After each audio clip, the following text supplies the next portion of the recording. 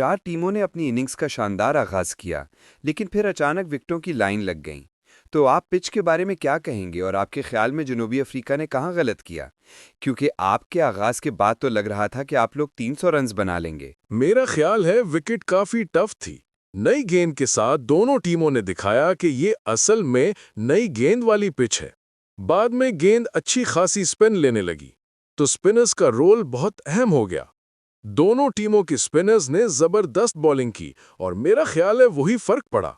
आखिर में हमने शायद सिर्फ 10-15 रन्स कम बनाए, वरना मैच हमारे हाथ में होता।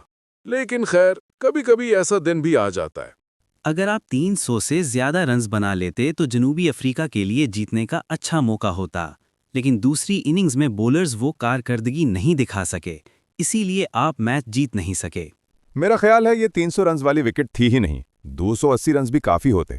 हमने अच्छी बॉलिंग की, खास तौर पर शुरुआत में, लेकिन दरमियानी ओवर्स में हमने थोड़े ज़्यादा बाउंड्रीज दे दी। मैं खुद भी इसमें शामिल था। फिर भी मेरा ख्याल है हम मैच जीतने से ज़्यादा दूर नहीं थे, क्योंकि हमने सिर्फ 260 रन्स बनाए और मुकाबला अच्छा रहा। तो हाँ, आज हम जीत के बहुत करीब थे।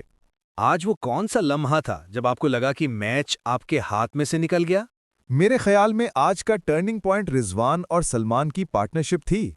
अगर हम उस मौके पर उनमें से किसी एक को आउट कर लेते तो हम उनकी बैटिंग लाइन के आखिरी हिस्से पर वाकई दबाव डाल सकते थे। हम बस एक विकेट दूर थे मैच अपने हक में करने से।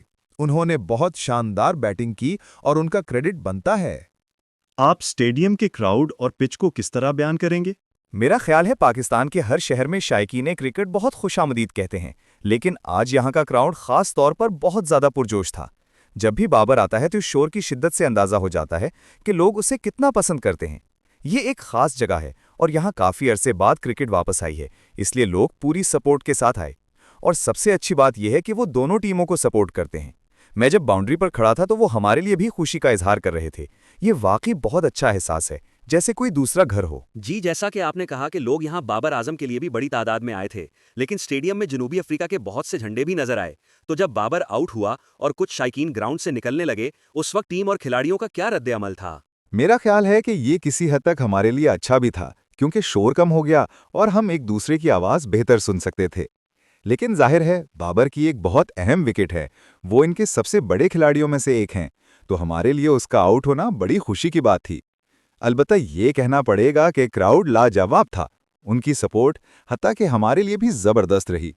उम्मीद है कि हम आइंदा मैचेस में अपनी कारकर्दगी से उन्हें मज़ीद फ़ख्र महसूस करा सकें। ज़ाती तौर पर आप इस सीरीज़ में बहुत अच्छा परफॉर्म कर रहे हैं, चाहे बॉलिंग हो या टीम के लिए सपोर्ट का किरदार।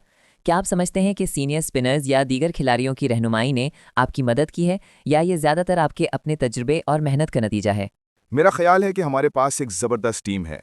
हमारी बॉलिंग लाइन बहुत शानदार है और हमारे पास वर्ल्ड क्लास खिलाड़ी हैं जो दुनिया भर में खेल चुके हैं। जैसा कि मैंने कहा, इस वक्त मेरी अपनी कारकर्दगी अच्छी जा रही है, लेकिन इसका क्रेडिट पूरी टीम को जाता है। सब लड़के बहुत मेहनत कर रहे हैं। हम बतौर बॉलिंग यूनिट एक बेहतरीन कारकर्दगी दिखाने के बहुत करीब हैं। हमारे पास टॉप क्लास स्पिनर्स, सीम बॉलर्स और बैटर्स हैं, और मेरा ख्याल है कि हम पाकिस्तान के खिलाफ बहुत अच्छा मुकाबला देने के बिल्कुल करीब हैं।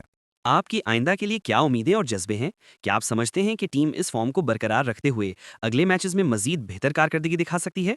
मेरा ख्याल है हम अगले दोनों मैचेस को लाजमी जीतने वाले मैचेस के तौर पर खेलेंगे। हम यहाँ सीरीज जीतने के इरादे से आए हैं और हम उसी मकसद के लिए पूरी कोशिश करेंगे। हम यकीनी बनाएंगे कि अगले मैच में अपनी बेहतरीन कारकर्दगी दिखाएं, ताकि ये वनडे सीरीज अपने नाम कर सकें। शुक्रिया, खुशी हुई मदद करके।